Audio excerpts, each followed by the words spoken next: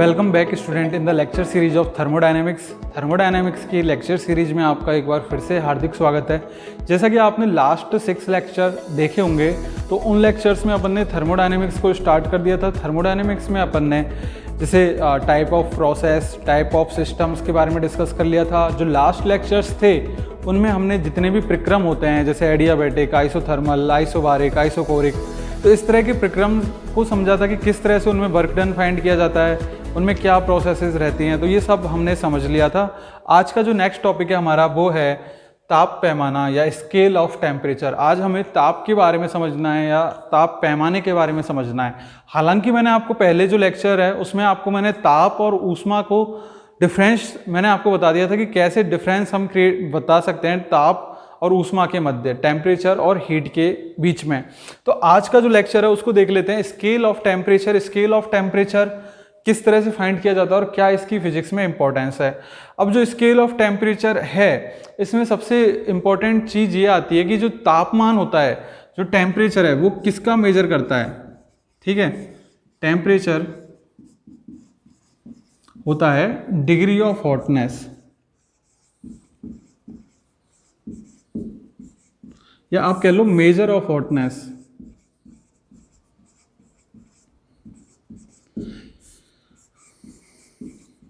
और हिंदी में बोलना चाहें तो वो हॉटनेस को बोल सकते हैं उष्णता। मतलब कोई चीज़ कितनी उष्ण है, कोई चीज़ कितनी गर्म है, उसका आपको पता लगाना है। तो कौन सी क्वांटिटी की हमको आवश्यकता पड़ेगी? हमको आवश्यकता पड़ेगी इसके लिए टेम्परेचर की। ठीक है, तो टेम्परेचर क्या बताता है? डिग्री ऑफ हॉटनेस या मेजर ऑफ हॉटनेस इससे किया जाता है, मतलब उष्णता का इससे मापन किया जाता है। अब जैसे अपन को उष्णता का मापन करना है, हॉटनेस का अपन को मेजर करना है, तो इसके लिए अपन को एक स्केल की आवश्यकता होगी, एक पैमाने की अपन को आवश्यकता होगी। अब वो पैमाना अपन कैसे फाइंड करेंगे? सबसे इंपॉर्टेंट बात, तो इसका जो पैमाना है किसी दो बिंदुओं को मानकर, मतलब पैमाना कैसे बनाया जाता है? कोई दो बिंदु आप ऐसे सपोज कर लो ए और बी, तो उन्हीं के बीच में तो आप पैमाना बना सकते हो। जैसे 1 मीटर तक का फुटा होता है अपना, तो उसमें अपन रेखाएं खींच के उसको सेंटीमीटर में बांट लेते हैं या फुट में बांट लेते हैं। तो उसी तरह से क्या है कि टेम्परेचर को आपको फाइंड करना है, तो इसके लिए दो ऐसे स्टैंडर्ड पॉइंट चाहिए होंगे, दो ऐसे निश्चित बिंदु चाहिए होंगे जिनके बीच में हम ये टेम्परेचर का स्केल बना सकते हैं। तो किसके लिए बना सकते हैं? जैसे आपको पता है वाटर होता है, जल, तो जल का सभी को पता है हिमांक बिंदु, फ्रीजिंग पॉइंट और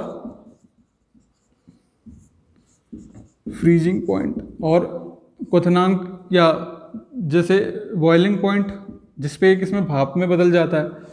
तो फ्रीजिंग पॉइंट कितना होता है इसका? 0 डिग्री, 0, और ये कितना होता है बॉइलिंग पॉइंट? 100। ठीक है, तो अगर आप इन 0 और 100 को ले लें तो इसका क्या है, एक स्केल बना सकते हैं ना अपन 0 से लेके 100 के बीच में। इसको 100 भागों में अगर आप बांट दो इस स्केल को, तो ये जो 100 भागों में आपने बांटा है, तो जो एक भाग होता है इसका, इस स्केल का, वो क्या कहलाता है? डिग्री। आप जल का हिमांक और जल का जो बॉइलिंग पॉइंट है, क्वथनांक बिंदु है, तो इसको अगर आप 100 से डिवाइड कर दो, ठीक है, तो 100 से अगर आप डिवाइड कर दोगे इन दोनों के डिफरेंस को, तो इससे जो अपन को स्केल मिलेगा तो वो क्या कहलाता है? उसमें जो प्रत्येक भाग है वो क्या कहलाएगा? डिग्री। और ये जो स्केल होता है ये किसको दिखाता है? डिग्री सेंटीग्रेड, सेंटीग्रेड को या सेल्सियस को।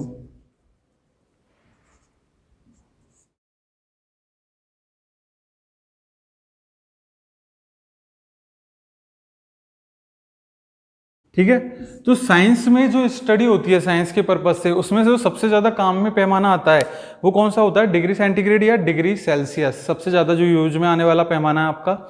तो ठीक है, अब आप इससे मेरे को जो तापमापी है, ये तो हम बात कर रहे थे किसकी? टेम्परेचर की। टेम्परेचर समझ में आ गया। Temperature is a measure of hotness. Temperature उष्णता का मापन होता है। उष्णता के मापन को अपन क्या कहते हैं? टेम्परेचर। और टेम्परेचर को अपन को डिफाइन करना है तो अपन को दो पॉइंट्स की आवश्यकता होगी। तो दो पॉइंट्स, जैसे अपन ने उदाहरण के लिए जल के दो बिंदु ले लिए, एक तो हिमांक बिंदु और एक उसका जमाव, एक तो हिमांक या जमाव बिंदु या फिर एक क्वथनांक या बॉइलिंग पॉइंट, तो उन दोनों का जैसे 0 और 100 है तो उसके बीच का जो डिफरेंस है उसको अगर अपन 100 भागों में बांट दें तो उसे क्या कहते हैं, 1 डिग्री के बराबर। और ये जो पैमाना है ये क्या कहलाता है, सेंटीग्रेड या सेल्सियस पैमाना, जो साइंस में सबसे ज़्यादा काम में आता है। अब इसके आधार पर तापमापी की अगर आप बात करें, तापमापी आपके घरों में भी आपने देखे होंगे तापमापी, ठीक है, तो इनके आप डेफिनेशन बता सकते हो ना तापमापी की, क्या होगी बताओ। थर्मोमीटर की इंग्लिश में अपन क्या कह सकते हैं, थर्मोमीटर। तो क्या होती है इसकी डेफिनेशन, ऐसा उपकरण जो किसी वस्तु की उष्णता का मापन कर सके तो वो क्या कहलाता है, या तापमान का मापन कर सके वो क्या कहलाता है, तापमापी कहलाता है। ठीक है, तो तापमापी आप समझ गए कि ऐसा उपकरण जो हॉटनेस का मेजर कर सके या टेम्परेचर का मेजर कर सके क्या कहलाता है, तापमापी कहलाएगा। तो ये तो हो गई तापमापी की बात, इसको यहां से रफ कर देते हैं। अब अगर अपन बात करें इसके कुछ फेमस यूनिट्स की टेम्परेचर की, तो उनको देख लेते हैं जरा सा। तो टेम्परेचर की कौन कौन सी जो यूनिट है जो अपने को पढ़नी होती है ज्यादातर, देखो टेम्परेचर की एसआई यूनिट तो आप सभी जानते हो, क्या होती है टेम्परेचर की एसआई यूनिट, एसआई यूनिट या एमकेएस यूनिट, बताइए, केल्विन, राइट। इसके बाद में इसकी और जो यूनिट है वो क्या है, जो फेमस है, जो काम में आती हैं, डिग्री सेंटीग्रेड या डिग्री सेल्सियस या फारेनहाइट, ठीक है, सेल्सियस और फारेनहाइट, इस तरह से अपन लिख सकते हैं ना।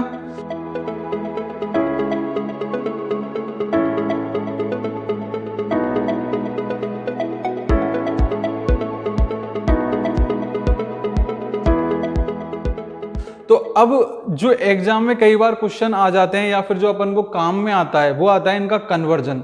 और एक दो टेम्परेचर अपन को हमेशा पता होना चाहिए, देखो कौन सा, जैसे एक तो क्या है, कई बार आपको रूम टेम्परेचर, काफी वर्ड काम में आता है, रूम टेम्परेचर, कमरे का तापमान कितना होता है, कमरे का तापमान क्या लेके चलते हैं अपन,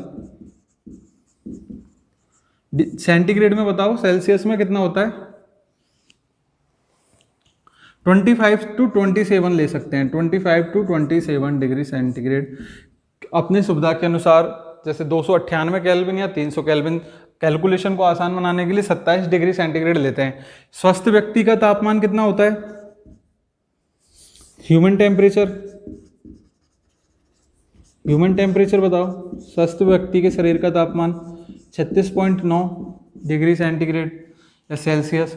तो ये क्या है, कुछ टेम्परेचर हैं जो आपको काम में आते रहेंगे। 50 ये होता है रूम का टेम्परेचर 25 से 27 डिग्री के बीच में, और ह्यूमन टेम्परेचर कितना होता है बच्चों, 36.9 डिग्री सेंटीग्रेड। तो ये आपको क्लियर है यहाँ तक पॉइंट। अब इनका कन्वर्जन और देख लेते हैं कि कन्वर्जन कैसे करते हैं, तो ये भी कई बार एग्जाम में आ जाता है, इसको रफ कर रहा हूं मैं।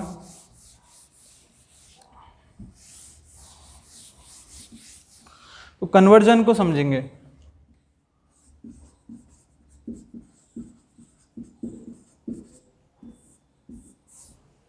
सबसे पहले जो कन्वर्जन काम में आता है वो आता है डिग्री सेंटीग्रेड या सेल्सियस टू केल्विन। सपोज करो कि आपको 0 डिग्री सेंटीग्रेड को केल्विन में कन्वर्ट करना है, कैसे कन्वर्ट करोगे, कन्वर्ट करना है केल्विन में, तो केल्विन बराबर क्या होता है, 273.15 प्लस सेंटीग्रेड में टेम्परेचर। तो इसको इस तरह से लिख देते हैं, टेम्परेचर इन डिग्री सेंटीग्रेड या सेल्सियस, और यह है टेम्परेचर इन केल्विन। केल्विन से आपको सेंटीग्रेड में कन्वर्ट करना है तो आप इस तरह से कन्वर्ट कर सकते हो। इस एग्जांपल को ही कन्वर्ट करके देख लेते हैं कैसे होगा, बताओ। केल्विन में कन्वर्ट करना है तो कितना आएगा केल्विन में, 273.15 प्लस 0, तो कितना आएगा 273.15 केल्विन। ठीक है, इस तरह से अपन किसी भी को कन्वर्ट कर सकते हैं। अगर 100 डिग्री को कन्वर्ट करना होता है, ये तो कितने को कन्वर्ट किया आपने, 0 डिग्री सेंटीग्रेड को, और अगर 100 डिग्री सेंटीग्रेड को कन्वर्ट करना है तो सेम वही 0.15 को आप नेगलेक्ट भी कर सकते हो, जैसे इसको इस तरह से भी कर सकते हो, 273 लेके चल सकते हैं, तो ये कितना आ जाएगा 373 केल्विन। रूम टेम्परेचर को करना होता, रूम टेम्परेचर कितना होता है, 27 लेके चलते हैं, तो 27 को केल्विन में कन्वर्ट करना है तो कितना आता है केल्विन में, ये बताओ, 273 प्लस 27 300 केल्विन। इससे क्या है, क्वेश्चन करने में इजी हो जाते हैं, 300 केल्विन लेके चलते हैं रूम टेम्परेचर, उससे क्या क्वेश्चन इजीली सॉल्व हो सकते हैं, कैलकुलेशन आसान हो जाती है ना। तो ये हो गया, ये तो क्या है डिग्री सेंटीग्रेड से केल्विन में, और अगर इसका अपोजिट करना है तो इसको उल्टा करके भी लिख सकते हो। टेम्परेचर आपको किस में चाहिए, सेल्सियस में, और किससे कन्वर्ट करना है, केल्विन से, तो माइनस कर दो इसको।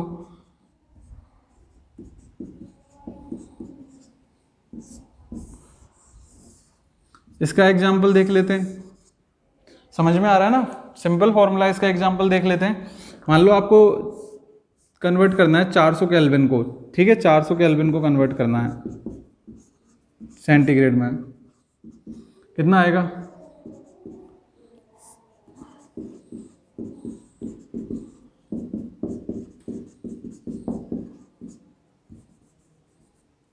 एक 127 डिग्री सेंटीग्रेड। तो इस तरह से अपन केल्विन से सेंटीग्रेड में और सेंटीग्रेड से केल्विन में इजीली कन्वर्ट कर सकते हैं। आपको इसमें कोई डाउट नहीं होना चाहिए, सिंपल है बिल्कुल। तो इसका एक बार स्क्रीनशॉट ले लीजिए। फिर नेक्स्ट करते हैं अपन सेल्सियस से फ़ारेनहाइट।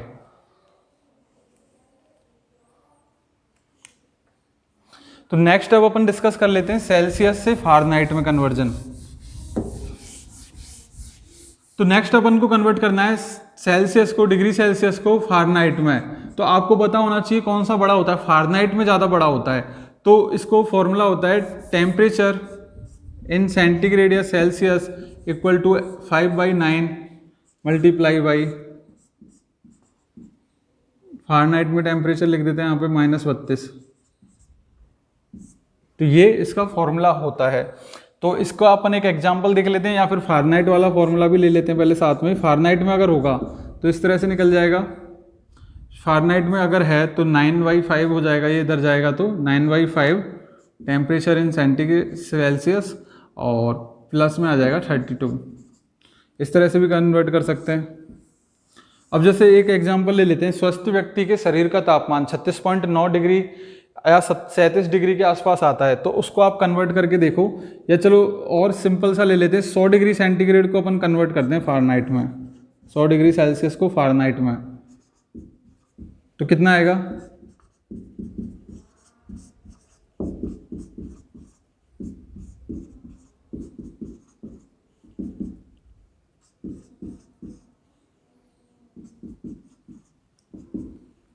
तकरीबन आना चाहिए 20 और जोड़ दो 212 फ़ारेनहाइट। तो 100 डिग्री सेंटीग्रेड में कितने फ़ारेनहाइट आएंगे, 212 फ़ारेनहाइट। ये आप निकाल सकते हो इजीली। फॉर्मूला अपन ने ये यूज किया 9/5 into temperature in degree centigrade. Temperature in degree centigrade या सेल्सियस कितना दे रखा है, 100 प्लस में 32। तो 5 से 100 कितनी बार कटता है, 20 बार। 9 को 20 से मल्टीप्लाई करोगे तो 180 प्लस 32, तो कितना आ जाएगा, 180 प्लस 32 जोड़ दो 212 फ़ारेनहाइट। तो इस तरह से क्या है, आप सेल्सियस से फ़ारेनहाइट और फ़ारेनहाइट से सेल्सियस को इंटरनल आप मतलब कन्वर्ट कर सकते हो आपस में। तो ये हो गया इसका फॉर्मूला, इसको भी आप एक बार नोट डाउन कर लीजिए। तो अब इसको आपने नोट कर लिया, इसके आगे स्टडी करते हैं, इसको रफ कर देते हैं। तो देखो टेम्परेचर में ये तो आपको समझ में आ गया कि टेम्परेचर को कैसे मेजर किया जाता है और टेम्परेचर की क्या क्या यूनिट्स हैं। पर आपको ये भी पता है, जैसे अगर आप टेम्परेचर किसी चीज़ का चेंज होता है ना, तो काफ़ी सारी ऐसी प्रॉपर्टीज़ हैं जो उसकी चेंज होती हैं, जैसे इंटरनल एनर्जी चेंज होती है, या फिर और भी काफ़ी सारी ऐसी प्रॉपर्टीज़ हैं, स्पेसिफिक हीट वगैरह। तो वो सारी चीज़ें क्या है, उसकी चेंज होती हैं। तो अब अपन को टेम्परेचर का स्टडी करने के लिए, टेम्परेचर तापमापी बनाने के लिए अपन को एक ऐसी कोई यूनिट या ऐसा कोई क्या नाम है फिजिकल क्वांटिटी, भौतिक राशि की आवश्यकता होगी जो तापमान के साथ लीनियरली, मतलब जिस तरह से टेम्परेचर चेंज होता है उसी तरह से वो चेंज हो। तो सपोज करते हैं कि एक ऐसी कोई क्वांटिटी x है जो टेम्परेचर के साथ कैसे कन्वर्ट हो रही है, लीनियरली। तो t प्रोपोर्शनल टू x, मतलब जैसे टेम्परेचर बढ़ेगा वैसे ये कोई क्वांटिटी x है। x अपन ने क्या कर ली, मान ली अज्ञात भौतिक राशि, अज्ञात भौतिक राशि। तो जैसे टेम्परेचर बढ़ेगा वैसे ही ये भौतिक राशि बढ़ेगी, जैसे टेम्परेचर घटेगा वैसे ही ये भौतिक राशि भी घटेगी। तो इसका जो रिलेशन है वो क्या लिख सकते हैं, t इक्वल टू ax, मतलब a कोई कांस्टेंट है यहाँ पर, a क्या है, कोई कांस्टेंट। तो अपन क्या लिख सकते हैं, t1 इक्वल टू ax1। तो इससे क्या रिलेशन निकल गया है, t upon t1 equal to x upon x1, या फिर t equal to t1 x upon x1। तो ये रिलेशन अपन को फाइंड होगा। अब ये जो रिलेशन दिखने में बड़ा नॉर्मल सा लग रहा है, इसका मतलब समझिएगा आप कि अगर आपको किसी वस्तु का तापमान T फाइंड करना है तो आपको पहले किसी अन्य वस्तु का तापमान T1 पता होना चाहिए। यदि आपको किसी का तापमान T ज्ञात करना है तो पहले आपको क्या पता होना चाहिए, किसी अन्य वस्तु का तापमान T1, और उसकी जो दूसरी वस्तु है उसके लिए जो अज्ञात भौतिक राशि है, और जो जिस वस्तु का तापमान आपको ज्ञात करना है उसके लिए जो अज्ञात भौतिक राशि है उसका मान आपको पता होना चाहिए। अब कैसे कि सर आपने तो ये लिख दिया, इसको कैसे समझे? तो इसको समझने के लिए एक अपन एग्जाम्पल लेते हैं। जल का, आप जानते हो जल का जो त्रिक बिंदु होता है, त्रिक बिंदु, जल का त्रिक बिंदु या ट्रिपल पॉइंट,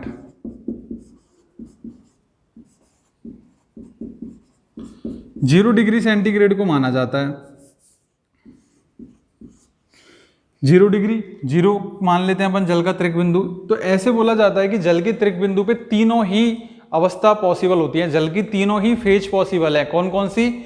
सॉलिड, लिक्विड और गैस। 0 डिग्री सेंटीग्रेड पे तीनों ही ये जो फेज है ना, ये साम्य अवस्था में होती हैं।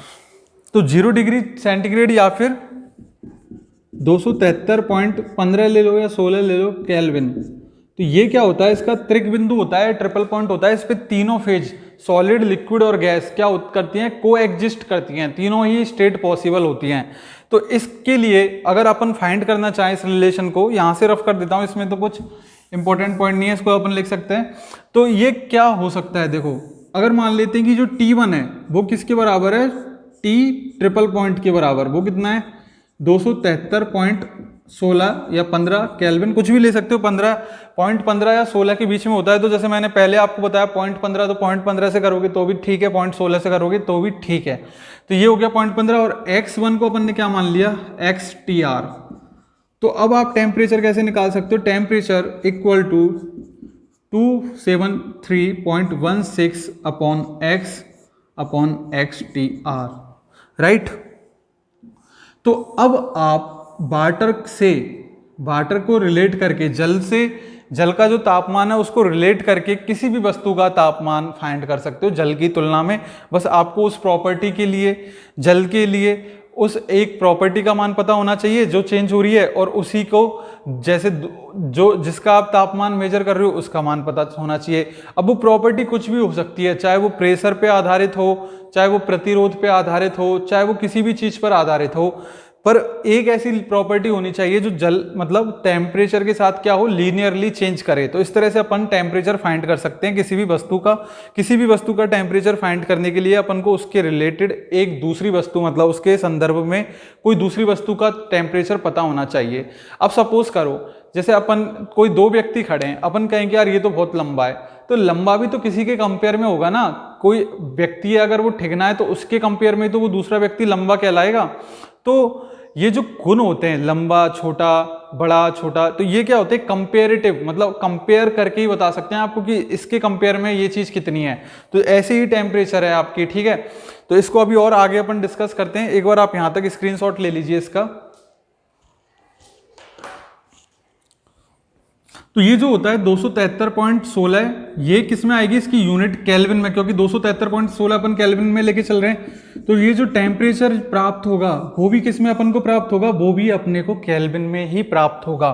तो ठीक है, ये हो गया, ये आपको समझ में आ गया यहां तक। और ये जो रिलेशनशिप होती है, मतलब इस क्वांटिटी की, ये कैसी रिलेशनशिप होती है, लीनियर, रैखिक समय, लीनियर रिलेशन, रैखिक रूप से निर्भर करना चाहिए। जो एक्स क्वांटिटी है, अननोन फिजिकल क्वांटिटी, वो कैसे रिलेशन में होनी चाहिए टेम्परेचर के साथ, लीनियर रिलेशन में। तो ये बात पता चल गई। इस तरह से अपन क्या है, किसी भी वस्तु का केल्विन में टेम्परेचर निकाल सकते हैं इस समीकरण को यूज करके। ये जो बताता है ये केल्विन ताप पैमाना को दिखाएगा, केल्विन ताप पैमाना। ये जो इक्वेशन मैंने लिखी है ये किसको दिखा रही है, केल्विन ताप पैमाना को। तो अब यहां तक आपको समझ में आ गया कि किस तरह से अपन कंपेयर करके कोई भी टेम्परेचर फाइंड कर सकते हैं किसी भी ऑब्जेक्ट का। तो नेक्स्ट इसके बाद अपन को स्टडी करना है कि कैसे जो तापमापी हैं वो वर्क करते हैं और कौन कौन से प्रकार के तापमापी होते हैं। जैसे कुछ तापमापियों के आपने नाम सुने होंगे, जैसे आपके घरों में जो काम में आता है, घरों में जो अपन के शरीर का टेम्परेचर देखने के लिए या मापने के लिए काम में आता है, वो क्या होता है, पारा वाला, पारा भरा होता है ना, उसमें पारे का तापमापी होता है। जैसे ही अपन उसको मुंह में रखते हैं तो वो पारा चढ़ जाता है और अपन क्या देख लेते हैं कि कितना टेम्परेचर राइज कर गया है, कितना टेम्परेचर है। तो जो तापमापी होते हैं, जैसे पारा वाला तापमापी होता है उसे कहते हैं अपन द्रव तापमापी, लिक्विड थर्मोमीटर। इसके अलावा कुछ होते हैं प्रतिरोध तापमापी, कुछ होते हैं गैस तापमापी, कुछ और भी प्रकार हैं इसके। उन सभी प्रकारों को अपन नेक्स्ट लेक्चर में डिस्कस करेंगे कि तापमापी किस किस प्रकार के हो सकते हैं और कौन कौन सी क्वांटिटी उनमें चेंज होती है। जैसे पारा वाला तापमापी है, वो क्या होता है, जैसे ही उसे हीट मिलती है तो पारा क्या है, एक्सपेंड कर जाता है, उसके आयतन में वृद्धि हो जाती है और अपन को पता चल जाता है कि टेम्परेचर कितना बढ़ा। मतलब जैसे टेम्परेचर के साथ में कौन सी क्वांटिटी बढ़ गई, एक तरह से पारे की जो आयतन है वो इंक्रीज कर गया। तो इसी तरह से सारी जो क्वांटिटीज हैं जो चेंज हो सकती हैं टेम्परेचर के साथ, जिससे अपन क्या बना सकते हैं, थर्मोमीटर, उनको अपन स्टडी करेंगे अगले लेक्चर में। तब तक के लिए आप हमारे लेक्चर्स देखते रहिए। अगर आपको कोई समस्या है किसी भी लेक्चर से रिलेटेड तो आप कमेंट सेक्शन में कमेंट कर सकते हैं या फिर व्हाट्सएप ग्रुप के माध्यम से आप उस समस्या को हमसे पूछ सकते हैं। तो तब तक के लिए आप लेक्चर्स देखते रहिए। मिलते हैं एक नए लेक्चर के साथ। Take care and good bye.